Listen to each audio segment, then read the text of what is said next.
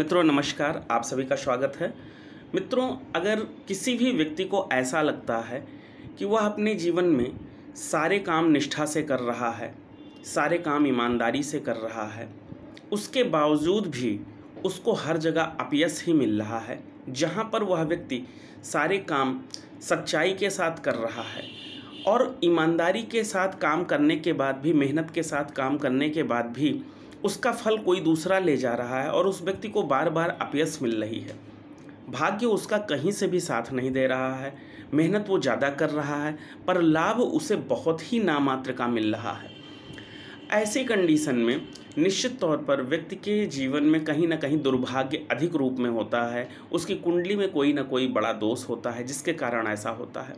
मित्रों, इसके लिए बहुत ही अच्छा उपाय, बहुत ही आसान और सरल उपाय बता रहे हैं।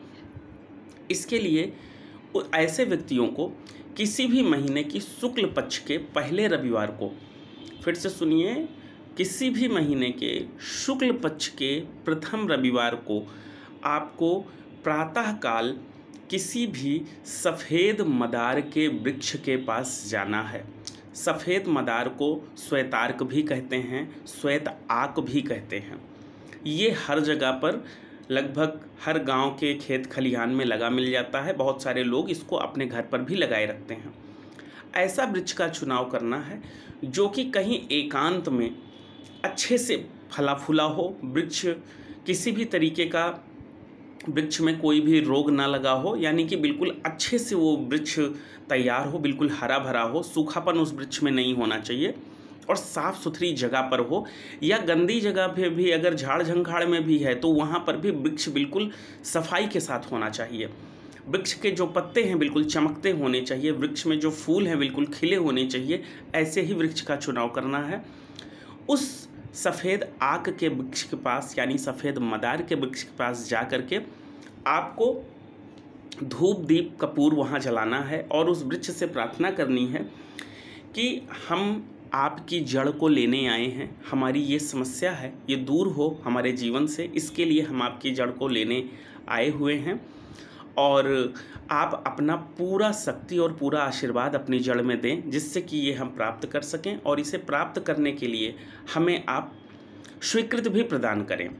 ऐसा आपको वहाँ पे बोलना है। धूप दीप से उस वृक्ष की पूजा करनी है, कपूर जलाना है, थोड़ा सा वहाँ पर पंचमेवा, बहुत थोड़ा सा आपको वहाँ किसी कागज पर या किसी अन्य वृक्ष के पत्ते पर रखना है। ध्यान रहे उस दिन आपको वृक्ष ना तो तोड़ना है, ना ही तो उस वृक्ष को किसी भी तरीके का कष्ट देना है।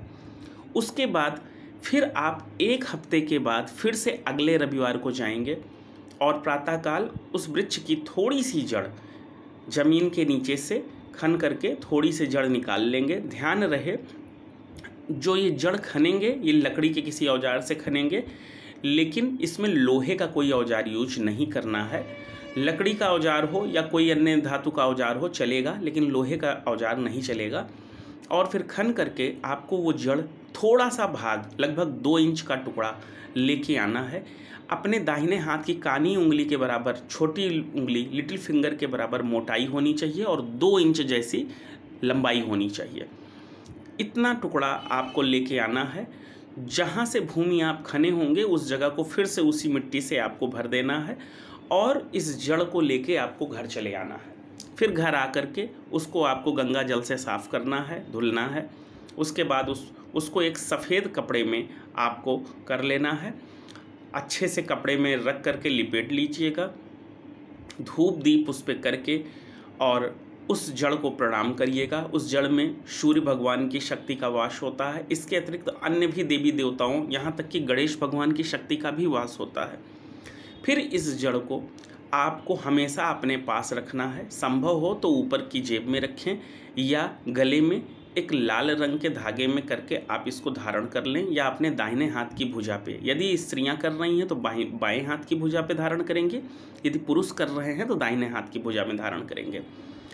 आप देखेंगे कि मात्र 6 महीने के अंदर ही आपके जीवन में परिवर्तन होता चला जाएगा। हर 40-40 दिन के बाद इसका जो असर है आपके जीवन में जाएगा। आपकी जो दुविधाएं हैं वो खत्म होने लगेंगी। अनावश्यक के संकट आपके जीवन से खत्म होंगे।